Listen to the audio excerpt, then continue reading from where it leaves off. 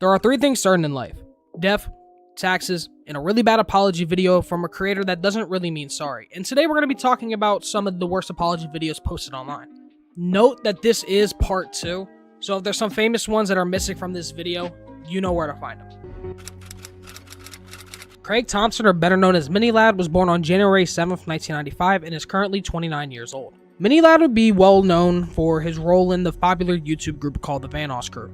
This is a group that held some of the biggest names in gaming at the time, such as Vanoss Gaming, Ace Delirious, and Wildcat, just to name a few. Mini would leave this group on pretty bad terms and would sour the relationship later on, but this would be the least of his concerns. MiniLad would be caught sending pictures to minors and using the threat as suicide to keep people quiet. He would tell these girls that if they came out about him that they'd be responsible for thousands of deaths. Mini would have used this threat and a lot of others about his mental health to keep people quiet for years. Mini would drop an apology video that was just poor at best, blaming a lot of what he did on his mental health. He would say that he started flirting with the girls in 2016 when he was 21 years old. MiniLad would acknowledge that it wasn't okay with what he did, and then he would talk about a suicide attempt right after, making it seem like he was trying to get sympathy points for the situation even though he said he wasn't. This is a very bad time to be putting it in. MiniLad would continue to talk about the situation at hand, saying that this is not him, showing off messages where he would pressure one girl into telling another one who was coming out against him to remember his suicide attempt to deter her from actually coming out. MiniLad would continue to explain that he has to go against his PR team, making himself look like he's doing the right thing against people telling him not to. This is kind of a way to give him some savior points, I guess, but he would say that he would message each one of the girls their own private apology, and this doesn't mean anything. Him mentioning the PR team was just a way to save face while doing this. He would then explain that he was not okay when this was happening and that he went back to Ireland and spent some time with his family because of his mental health being poor. He would also try to explain that it wasn't a way to escape charges, and I'm not a lawyer, say what you want to, that's up to interpretation. He opened up the video with the statement, "I don't want to victimize myself," but over the entire video, he victimized himself, and as one commenter put it, "Craig, I'm not going to victimize myself," proceeds to victimize himself the entire video. Mini has since deleted this apology, so it seems, at least to me, that he, in all reality, was not sorry for what he did. He was sorry that he got caught. I'll try and make this video as short as I can so I don't keep you guys here too long. I don't want this video to be excused as an excuse or victimizing myself or anything like that. I just want to give you guys my thoughts. This is no more PR teams, no more anything like that. This is just Craig. This isn't MiniLad. If this is my way of putting all my cards on the table and telling you guys what happened, I feel like I need to say it. The reason I did what I did, and there was even a message where I said this, is because what I said there is true. I did try to end my life at the beginning of 2017. I'm not looking for sympathy. I'm not looking for anything. This is not what this is about. This is... Kiwi is a former Call of Duty trickshotter turned Fortnite creator who is known for his Fortnite videos. But back in the day, he was known for his standing with the Red Reserve and Sword Gaming for his Call of Duty gameplay. But this is a time in Kiwi's life that he has tried to separate himself from time and time again because of poor actions that were taken years ago. Kiwi would be exposed for talking to a minor who was at the age of 12 when he was 17, and he would continue to talk, send, and receive pictures from this kid up until he was 19 years old and she was 14. Kiwi would drop a pretty bad apology video talking about the situation, putting blame onto the child, saying that it was a group effort and blaming it on the fact that he was a teenager, and would claim that the child lied about her age the first time that they spoke. The child claimed to be 14 years old instead of 12, which isn't much of a difference, and it is still completely wrong. The rest of the video is just him trying to make the child look like they're at fault and would try to dismiss it as a simple mistake and things like this just happen. But he would not talk about some of the bigger issues he was getting hit on, such as him at 19 asking this girl who was 14 years old for pics even though he knew the age of the girl at this point. This video is bad when you look at it, especially after all the facts and everything that's come out after. The video is just basically Kiwi's trying to shift blame onto the child and Nuda, saying that they're attempting to ruin his career because Nuda was jealous.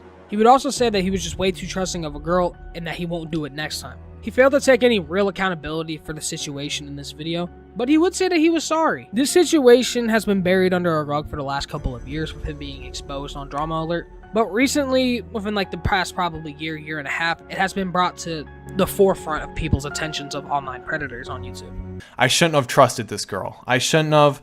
I don't know why I did what I did. She convinced me that I could trust her, and it was a mistake. And that's something I will never make ever again.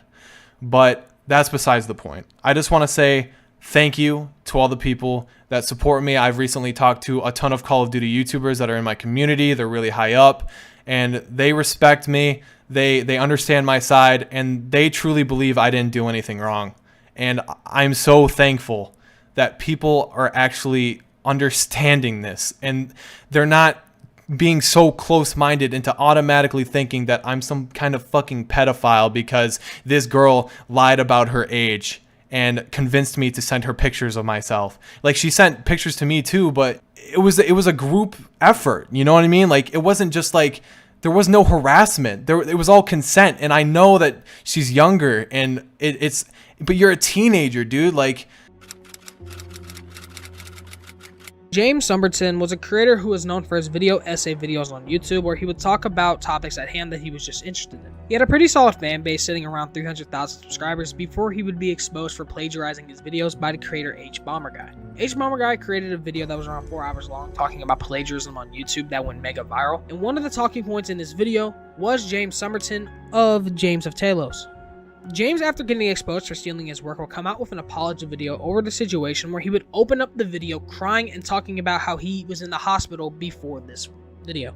Many view this as just an attempt to gain sympathy over the situation. This is the bread and butter of the entire apology video, where he just cries about the situation, saying that he's not doing well mentally and that his dad called the paramedics because he was suicidal. This whole apology video was just fake crying and trying to play the sympathy card, like, hey, you can't criticize me because this is what I've gone through.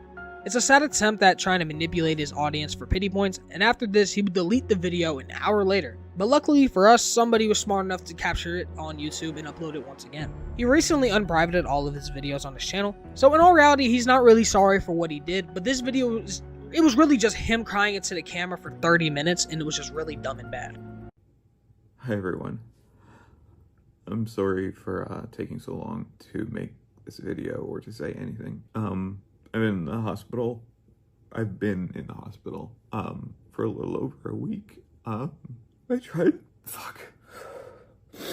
to do something really stupid. I'm really only here now because before I did it, I called my dad to talk to him one more time, and he figured out something was wrong and called paramedics or 911 or they got here, and I woke up in the hospital, and yeah, anyway, I'm not trying to make this a sob story.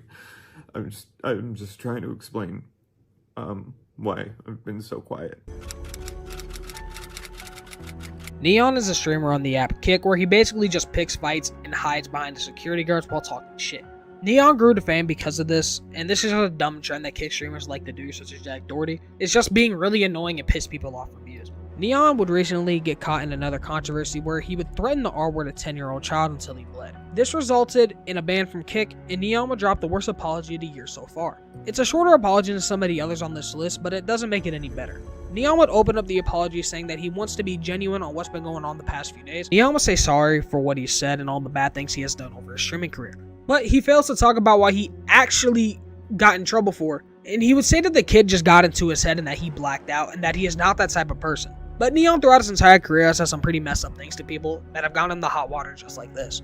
Neon would say that he understands why he got banned and that everyone is just happy about it, which is also true. A lot of people are happy that he doesn't currently have a career. He would then sit down and then shout at his loyal fans and the people that were defending him. And it's the internet, people will defend anything. MiniLad, Kiwis, and all them still have a whole lot of support because people on here are just brain dead. But he would end it saying that he was going to be a better man because of this. This apology sucked because he just failed to address what he actually said. And for an apology to open up with, I'm going to be transparent and genuine, it failed to do both. I even asked around the other groups like, hey, do you know why Neon got banned? And most of them thought he just said some racist shit. A failure to explain what he did is deceptive and not genuine, and it just completely contradicts it all. A lot of the apologies that I've talked to have all done this. But this isn't the first time Neon's dropped a really bad apology video. Let a kid get in my head, and when he talked crazy to me, I blacked out and I didn't realize what I was doing, and I want to sincerely apologize. I'm not that type of guy, I'm not that type of person, and I understand why I got banned, and I understand the reasoning for it and everything, and I know everyone's happy and stuff, but I want to say I'm sorry. I'm really, really sorry. Neon will be caught in hot water over his comments about Dana White and the Secret Service. Neon would be talking on a stream about going to a UFC fight where former President Trump would be at, since him and Dana White, the owner of the UFC, are close friends. Neon would say that he would slap the Secret Service and that they're not all that, and that he was going to go up to Trump and talk his shit. Then, 15 minutes later, he'd be caught holding an RPG. Neon would be banned from the UFC after this and not allowed to attend the fight. Neon would then be called out by Dana White in a press conference after the fight where he ripped him a brand new one. Neon would actually apologize in person to Dana White, and then he would go on his stream and apologize at the same time with the same script that he seems to use in every apology video. He would start it out with saying that he doesn't really think before he talks and that he's just a person behind a screen. Somebody can just walk up to him and shoot him, and that would be it.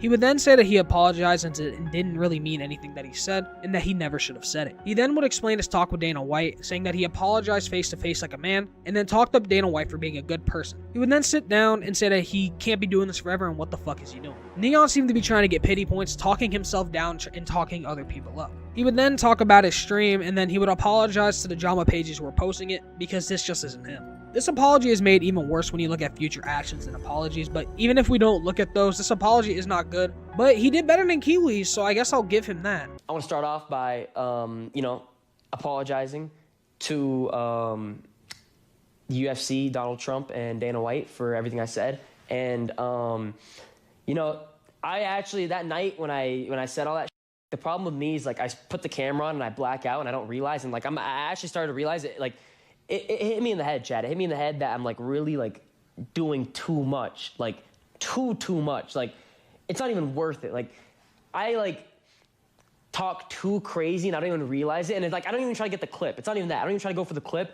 It's just, I just say whatever the I want, and I feel like I'm behind a screen when in reality I'm in person. Like, someone could literally just come, like, and just shoot me in the head, but I don't, like, understand it.